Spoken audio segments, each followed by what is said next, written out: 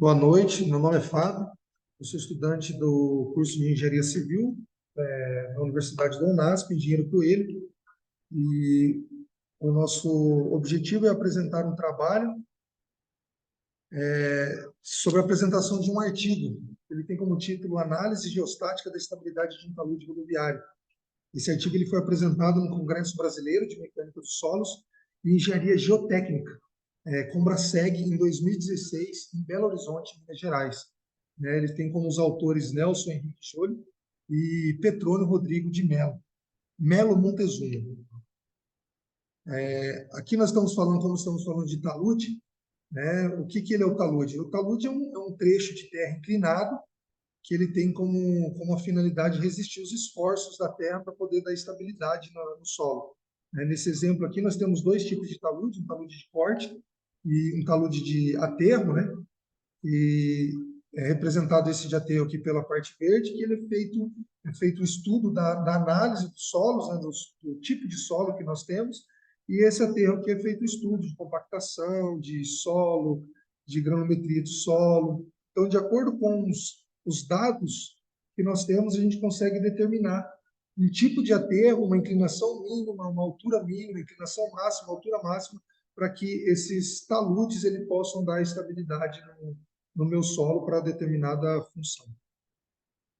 Onde são utilizados esses taludes? Né? Eles são utilizados temos várias situações aqui, que ela em fundo de casas, né? Em barragens, em valas aqui para assentamento de tubulação, né? E nós também temos aqui de beiras de rodovias e estradas, né? Que é muito comumente a gente vê isso daí.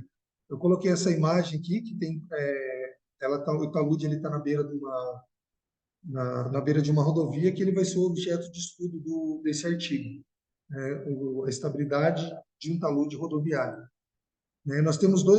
Basicamente, nós temos dois métodos de, de fazer essa análise de estabilidade do solo. Uma delas é pelos métodos determinísticos, onde se conhece exatamente as propriedades do solo, né?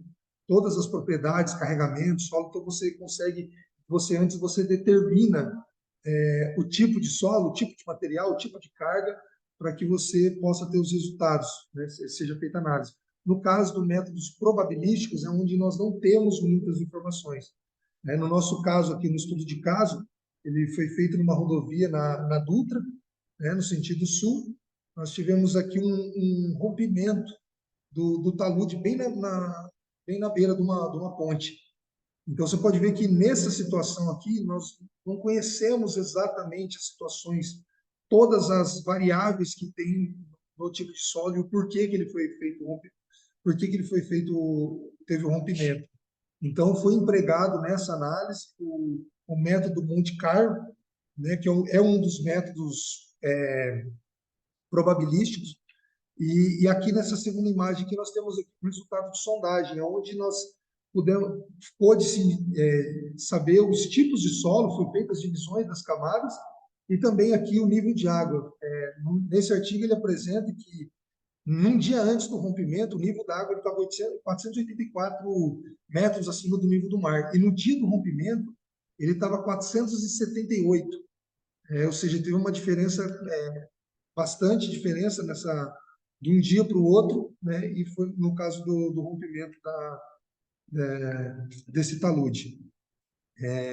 Aqui, para analisar o talude, foi se dividido, né, em 4 camadas, isso de acordo com a sondagem também, os tipos de solo que foram feitos. Então, temos a camada um aterro saturado, e a camada A e a camada B, né, que está aqui na parte de baixo.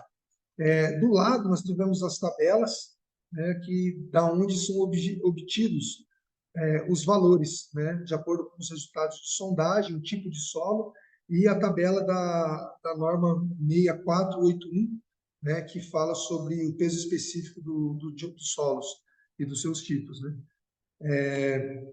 Também, para esse estudo de caso, foi feita a tabela dos valores, considerando, né, foi retificada essas tabelas, esses valores, considerando os 10% de variação, de acordo com a recomendação de Della Havani. Então, você pode ver que os resultados dessas 3 tabelas aqui, eles têm os valores mínimos e máximos, e o desvio padrão de cada um deles. porque foi diminuído 10% e foi acrescido 10%, e esses valores objetivos que foram colocados no software para poder fazer a análise. Né? Para a obtenção dos resultados, os fatores de segurança foram utilizados no software Sloop, né, de 2007. Aqui nós temos análise da primeira situação, que foi com nível baixo, né, com aquele nível de 478. Então, podemos ver que os resultados aqui, o fator de segurança médio, ele deu 1,53, ou seja, bem próximo do que a norma diz, né, que é de 1,5, mas nós tivemos um máximo de 1,72 para a situação com a água com nível baixo.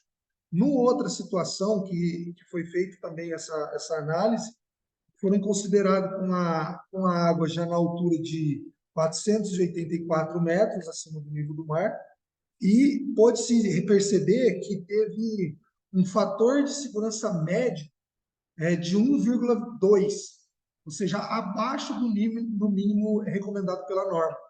Então, a probabilidade, a possível motivo do rompimento dele foi por causa desse aumento da água e o escoamento brusco dessa água que mexeu nas propriedades do solo, né, que não estava se contando com isso para como foi feito o dimensionamento do talude.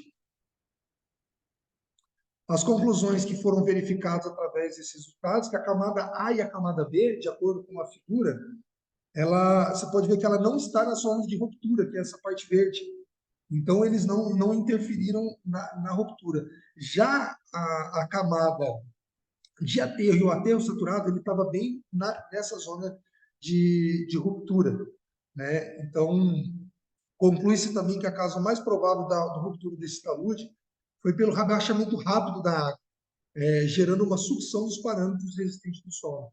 E devido à instabilidade do comportamento geotécnico, esse método probabilístico de Monte Carlo ele apresenta ser muito vantajoso por possibilitar analisar essas variadas situações. Muito obrigado, boa noite.